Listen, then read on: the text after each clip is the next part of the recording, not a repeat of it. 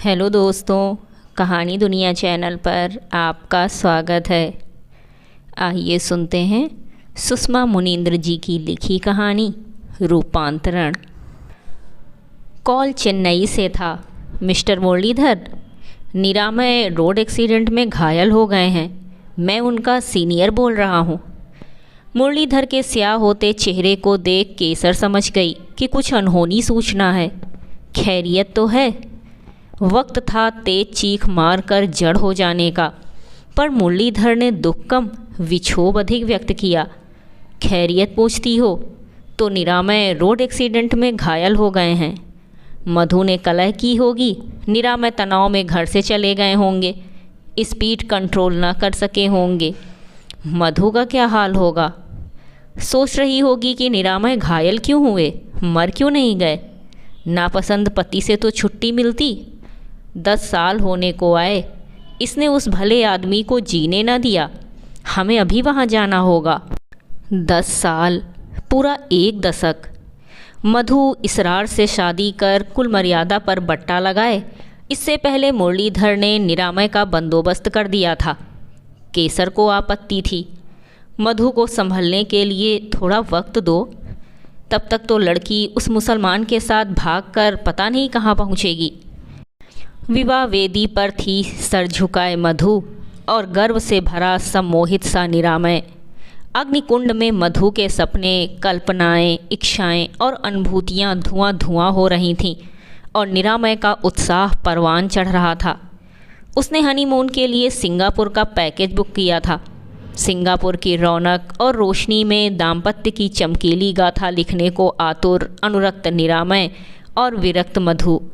उसके व्यवहार से निरामय ऊब जाए, त्रस्त हो जाए और भड़क कर कह दे, तुम जहाँ से आई हो वहीं लौट जाओ, और वो इसरार के पास चल दे। क्या मैं खुश नहीं हूँ? पूछकर आप मुझे दर्द दे रहे हैं? सुनिए, मैं बिल्कुल खुश नहीं हूँ। आपसे पहले इसरार मेरी ज़िंदगी में आ चुका है। पर निरामय की तबीयत को क्या कहिए, इतना स्पष्ट सुनकर भी नहीं भड़का। होता है मधु, प्रेम कब किससे हो जाए कोई नहीं जानता। थोड़ा भी गुस्सा नहीं आ रहा है। ऐसा तो नहीं कि इसे भी किसी से इश्क हो और उससे शादी न कर सका हो। ऐसा है तो इसकी और मेरी महत्वाकांक्षाएं और लक्ष्य एक ही है। ये अच्छा मौका होगा जब ये अपनी दिलरुबा के पास रवाना हो जाए और मैं इसरार के पास। मधु ने बड़ी उम्मीद से पूछा, आपको कभी किसी से प्रेम हुआ है? अपनी सूरत ही ऐसी नहीं, मुझसे भला कौन इश्क करेगी। मैं आपका हाल पूछ रही हूँ। मैं तुम पर मर मिटा हूँ। मेरी वास्तविकता जानकर राय बदल दें, कोई चांस नहीं। तब मुझसे तुम्हारा कोई कमिटमेंट नहीं था। तुम इसरार से प्रेम करने के लिए आज़ाद थी। उससे शादी करने के लिए भी कानूनी तौर पर आज़ाद थी, पर शायद हिम्मत न कर सकी। तो आपको बुरा नहीं लगा?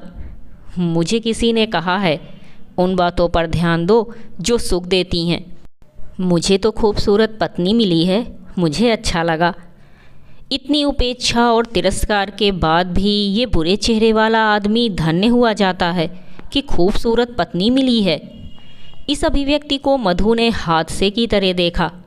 मधु के असमंजस खत्म न होते थे। निरामय के साथ रहने की आदत नहीं डाल पा रही थी और जिस घर में उसने इतने बरस गुजारे थे वहाँ जाना नहीं चाहती थी। वो बार बार मायके जाने की जिद ठान लेती थी तो इसलिए कि निरामय भड़क जाए, पर ऐसा हो ना पाता। मधु का बार बार आना मुरलीधर को अनुचित लगता था। केसर, मुझे लगता है मधु सामंजस्य नहीं बना पा रही है। कोशिश कर रही है। यदि वो शादी से साफ मना कर देती या भाग जाती तो हम कुछ नहीं कर सकते थे। अनिच्छा से ही सही उसने हमारा मान रखा तो हमें उसे सहानुभूति देनी होगी। तो तुम्हारी सहानुभूति पाने के लिए आती है। समझाओ लड़की को कि निरामय की भावनाओं की कद्र करे। हमने मधु की भावनाओं की कद्र की। मैंने तब कहा था, फिर कहती हूँ, उसे थोड़ा वक्त दो। तब तक यदि शादी टूट गई, तलाक हो गया तो मेरी पोजीशन मिट्टी में। और मधु ठीक सामने थी। पोजीशन? पापा, मुझे विदा कर आपने अपनी पोजीशन बचा ली ना। कभी सोचा है वहाँ रहते हुए मैं किस तकलीफ़ से गुज़र रही हूँ? नापसंद आदमी के साथ रहने का उपक्रम कैसे करती हूँ? आपको मेरे घाव ना तब दिखे थे ना अब दिखेंगे। मेरे आने से आपकी पोजीशन बिगड़ती है तो अब नहीं आऊँगी। मधु लौट गई। सामने कोई लक्ष्य नहीं, महत्वाकांक्षा नहीं, प्रयोजन नहीं। दिन भर निष्क्रिय पड़ी निरामय को कोसती रही। निरामय फिक्रमंद रहता। किसी दिन ऐसा ना हो जाए कि वो शाम को घर आए और मधु जा चुकी हो। वो ऑफिस से 2-3 बार फ़ोन करता। जिस दिन निरामय को घर लौटने में देर होती, मधु कामना करने लगती, एक्सीडेंट हो गया हो तो मुक्ति मिले। माता पिता को सुना दूंगी, कुंडली मिलाकर कमाऊ देखकर बड़ा सोच विचार कर तुम लोगों ने जो खबीस चुना था, लो वो मर गया, मैं आज़ाद हुई। इसरार अब भी मेरे इंतज़ार में है।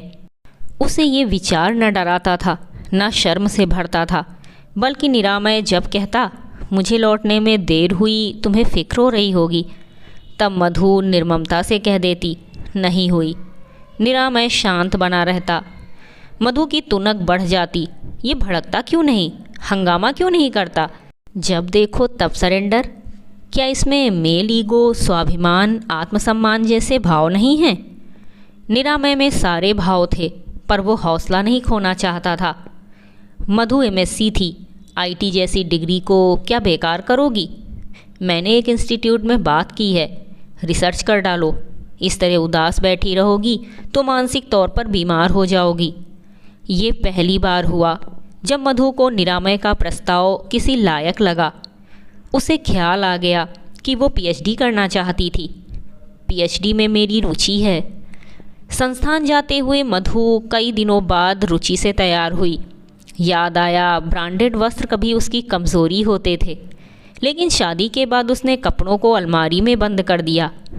संस्थान जाते हुए मधु को लगता उसके पुराने दिन लौट आए हैं, जब वो कॉलेज की रौनक हुआ करती थी। निरामय ने अपने प्रभाव और संपर्क से उसे नामी संस्थान में अवसर दिला दिया। इसीलिए आभार स्वरूप वो निरामय से संस्थान की कुछ बातें कर लेती, कभी कभी उसके काम के बारे में पूछ लेती। निरामय को लगा एक दिन वो मधु का दिल जीत लेगा। वो उत्साहित हो जाता। थक गई? चलो आज बाहर खाना खाते हैं। चलो मैं किचन में मदद करता हूँ, खाना जल्दी बन जाएगा। आज मूवी देखेंगे। आज शॉपिंग, मेरी छुट्टी है, तुम्हें इंस्टीट्यूट से ले लूँगा। निरामय जब संस्थान पहुँचा, परिसर में कुछ शोध विद्यार्थियों के साथ खड़ी मधु हंस रही थी। हंसते हुए ये कितनी ताज़ा और तनाव मुक्त लग रही है। घर में नहीं हंसती, कारण मैं हूँ। मेरा बेचारा सा चेहरा और इसका परी जैसा। शादी तय होने के बाद मैंने जब भी इससे फ़ोन पर बात की, ये उत्साह प्रदर्शन नहीं करती थी। खूबसूरत पत्नी मिलने की मौज ऐसी रही कि उसके निरुत्साह को मैं समझकर भी नहीं समझ पाया। नहीं समझा कि मेरी पर्सनालिटी इसके उत्साह को ख़त्म कर देगी। इसके साथ अन्याय हुआ है। इधर मधु की नज़र निरामय पर पड़ी तो उसकी हंसी को ब्रेक लग गया। समूह से विदा लेकर उसके पास आई। कब आए? हंसते हुए अच्छी लगती हो। क्यों आए? मैं आ जाती। तुम्हें हंसते हुए देखने की तमन्ना थी तो आ गया। अरे बाबा, भूल गई, शॉपिंग। मधु निरामय के साथ भव्य प्रतिष्ठान में थी। मधु, यहाँ अच्छे कपड़े मिलते हैं, ले लो जो चाहिए। कलेक्शन लुभा रहा था। झिझकते हुए ही सही, मधु ने 4 सलवार सूट ले लिए। घर आकर कपड़ों को उलटती पलटती रही। निरामय उसकी प्रफुल्ल छवि को निहारता रहा। जानता हूँ तुम्हें कुछ खास खुशी नहीं हुई है कपड़ों को लेकर, पर तुम्हें खुश देखना अच्छा लग रहा है। ये छोटी छोटी खुशियाँ हैं जिन्हें पाने के जतन करने चाहिए। उम्र वापस नहीं लौटती। जो उमंग 16 साल की उम्र में रही होगी, उसे तुम 27 साल की उम्र में महसूस नहीं करती होगी। हर उम्र का एहसास और कल्पनाएं अलग होती हैं, जिन्हें फिर नहीं पाया जा सकता। ज़िंदगी को लेकर सजगता और सावधानी न बरती जाए तो ज़िंदगी अपना अर्थ खो देती है, और प्रयोजन भी। माना कि मैं तुम्हें पसंद नहीं, पर इन कपड़ों को क्यों सजा देती हो? ये पीला सूट पहन कर दिखाओ। ये शायद पहली बार ही था जब मधु ने स्थिति को दूसरी नज़र से लक्ष्य किया तो निरामय को बोध है मैं इसे पसंद नहीं करती तो ये कैसा महसूस करता होगा। और जब शादी को 3 साल हो रहे हैं तब भी मैं स्थिति को पहचानने, समझने व संभालने की कोशिश नहीं कर रही हूँ। यदि मैं अब इससे मुक्ति चाहूँ तो ये मुक्ति वैसी ना होगी जैसी 3 साल पहले होती। 3 साल का फासला वैसे तो बड़ा नहीं है पर विवाह जैसे संदर्भ में बड़ा है। जिस आस्था और प्रतिबद्धता को लेकर मैं शादी नहीं करना चाहती थी वे 3 साल पुरानी हो चुकी हैं। बड़ा फ़र्क ये आया है कि इसरार की शादी हो चुकी है। फ़र्क ये कि मुझे इस घर में रहने की आदत हो गई है। फ़र्क ये कि अब निरामय के मर जाने जैसी कामना भयभीत ना करे पर अमानवीय लगती है। कभी कभी होता ये है कि हम परिस्थिति को नहीं संभालते बल्कि परिस्थिति हमें संभाल लेती है। शिशु की आहट परिस्थिति का दिशा निर्देश थी। निरामय खुश था। मधु बेटी हो तो तुम्हारी तरह खूबसूरत हो, बेटा हो तो उसकी शक्ल मेरे जैसी ना हो, वरना तुम जिधर देखोगी मेरी ही शक्ल नज़र आएगी। हाँ नहीं। खंडन मंडन के बीच मधु ने अंदर की आवाज़ सुनी। भगवान ने निरामय को सुंदर नहीं बनाया तो निरामय का क्या दोष। इससे मेरी शादी हुई, ये इसका दोष नहीं है। ये मुझे बलात् भगाकर नहीं लाया है, भरे समाज में फेरे लिए हैं। यदि मुझसे कुछ उम्मीद करता है तो ये इसका अधिकार है, बल्कि उम्मीद नहीं करता, मेरी क्या उम्मीदें हैं इस फिक्र में रहता है। तो मैं इसे स्वीकारोक्ति क्यों नहीं देती। ये सामने नहीं होता तब इससे सहानुभूति होती है, सामने होता है तब लगता है तालमेल सही रखने की दिन भर जो तैयारी की थी बेकार हुई। असमंजस खत्म क्यों नहीं होते। जेनी के जन्म पर केसर आ गई थी। केसर ने मधु के असमंजस भांप लिए। मधु, अब निरामय ही नहीं, ये बच्ची भी तुम्हारे साथ जुड़ गई है। यही तुम्हारा परिवार है, दूसरा विकल्प नहीं है। हो भी तो उस विकल्प को अपनाने में तुम्हें सामाजिक, मानसिक व पारिवारिक परेशानियों का सामना करना पड़ेगा। भीतर कुछ दरकेगा। निरामय इतने भले हैं कि ममता होती है। तुम अपनी बौखलाहट को नियंत्रित करो। बाहर से कुछ दिखूं, भीतर से कुछ रहूं, ये हुनर मुझ में नहीं है। मेरी किस्मत खराब है, मैं सुखी नहीं रह सकती। रह सकती हो यदि निरामय की अच्छी बातों, आदतों पर ध्यान केंद्रित करो। माँ, तुम्हारे विधान भी मैं अच्छी आदतों वाले तुम्हारे दामाद को स्वीकार करने की कोशिश नहीं करना चाहती। कुछ कोशिशें ऐसी होती हैं जिनका होना हम नहीं जान पाते। इसीलिए मधु नहीं जान पाई कि वो क्या कोशिश कर रही है। मधु और निरामय किसी वैवाहिक समारोह से देर से लौटे थे। रात 1 बजे निरामय को उल्टियाँ होने लगी थीं। वो अस्त व्यस्त था, फिर भी पूछा था, मधु, वही खाना तुमने भी खाया, तुम ठीक हो ना? हाँ। और यही वक्त था जब मधु को निरामय की ज़रूरत का एहसास हुआ। इसमें कुछ ज़रूरी गुण हैं। माँ ठीक कहती है, निरामय की अच्छी आदतों, अच्छे स्वभाव, अच्छी बातों पर ध्यान दो। IITN फ्रॉम खड़गपुर, 13 लाख का पैकेज, सुस्थापित कंपनी में प्रोजेक्ट मैनेजर, छोटी बात नहीं है। इसकी नैतिकता, विचारधारा व संयम छोटी बात नहीं है। बड़ी बात यह है कि जिस सामाजिक भय के कारण मैं इसरार से शादी नहीं कर सकी, ये भय मेरे भीतर से गया नहीं है, नहीं गया है। इसीलिए इस व्यक्ति, परिवार व संसार को छोड़ नहीं सकूंगी। छोड़ते हुए भीतर कुछ दरकेगा। अब जेनी और 6 माह की रेनी भी मेरे जीवन का हिस्सा हैं। कहा जाता है वात्सल्य भाव इतना प्रबल होता है कि बच्चों को ममता देते देते स्त्री हर किसी के लिए ममतामयी हो जाती है। मैं कितनी निर्ममता से निरामय के मर जाने की कामना करती रही हूँ। अब वो कल्पना डराती है। ये ना होगा तो ज़िंदगी में बहुत कुछ ना होगा। मैं इसे अब भी बहुत पसंद नहीं करती, पर ये तो खुद को पसंद करता होगा। जेनी रेनी तो इसे बहुत पसंद करती हैं। इसकी माँ और बहनों को तो ये अच्छा ही नहीं, खूबसूरत भी लगता है। तो जिए माँ का बेटा, 5 बहनों का भाई, बच्चियों का पिता। मधु अनायास भगवान के सामने थी। ईश्वर निरामय सक्रिय और सेहतमंद रहें। जब मैं इन्हें स्वीकृति देने लगी हूँ, इन्हें कुछ नहीं होना चाहिए। स्वीकृति कितने प्रतिशत? यही खुलासा होना था सिंगापुर में। मधु के आंदोलन को नरम कर देना निरामय की कामयाबी थी। पूछा था, मधु, इतना तो मैं जान गया हूँ कि अस्वीकार करते करते तुम मुझे स्वीकार करने लगी हो। बताओ मुझे, कितने प्रतिशत स्वीकारोक्ति मिली? तुम अनुमान लगाओ। 50%? 100% क्यों नहीं? 100% स्वीकृति कहीं नहीं होती। इसीलिए होते हैं मतभेद, वैमनस्य, टकराव, अभाव। मधु, इसी का नाम जिंदगी है। हाँ, स्वीकृति का मसला उलझा हुआ है। स्वीकृति का प्रतिशत जानना चाहते हो तो एक बार फिर सिंगापुर चलना होगा। यद्यपि वो जो वाहियात सी शुरुआत हमने यानी मैंने वहाँ की थी, उसे याद कर मुझे शर्म आती है, फिर भी वहाँ जाना चाहती हूँ। ये अनुभव पहला नहीं होगा। पहले अनुभव को मैंने जाया कर दिया, फिर भी जाना चाहती हूँ। तुम ठीक कहते हो, उम्र लौटती नहीं, इसीलिए उसे भरपूर जी लेना चाहिए। प्रासंगिक क्षण थे वो। निरामय ने मधु को प्यार से देखा। इसके साथ जो भी विरोध रहे, आत्म प्रताड़ना से ये भी गुजरी है।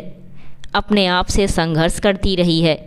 इसके सामने असहनीय परिस्थिति थी, पर पलायन नहीं किया। इसी बात पर गुलाम का सलाम कबूल कीजिए। सिंगापुर का प्रस्ताव अच्छा है। एक अच्छे प्रस्ताव को निष्फल कर देने के लिए थोड़े से अभिशप्त क्षण पर्याप्त होते हैं। निरामय सुबह ऑफिस के लिए निकला था, पर लौटा नहीं। कार, जिसकी देखभाल वो खुद से अधिक करता था, चिपक कर डरावनी हो गई थी। ड्राइव कर रहे निरामय का चेहरा पहचाना नहीं जा रहा था। स्तब्ध मधु दृश्य में होकर भी दृश्य में नहीं थी। नहीं जानती बच्चियों को किसने संभाला, निरामय का शव कैसे घर लाया गया, किसने परिजनों को सूचना दी, कैसे दिन बीते, कैसी रातें बीती, नहीं जानती। माँ और पिताजी कब आए, किसने उसे उसके कमरे में पहुँचाया। केसर 30 घंटे के सफ़र में घायल निरामय की सेहत के लिए निरंतर भगवान से प्रार्थना कर रही थी। पहुंचकर पता चला वे इस संसार को छोड़कर जा चुके निरामय के लिए प्रार्थना कर रही है। वो वक्त था तेज चीख मार कर जड़ हो जाने का, पर केसर का जी चाहा मधु को झंझोड़ डाले। लो, नापसंद आदमी चला गया तुम्हारी ज़िंदगी से, चुन लो जिसे चुनना है। पर मधु जिस तरह करुणा और निरुपाय होकर रो रही थी, वो देख केसर आकुल हो गई।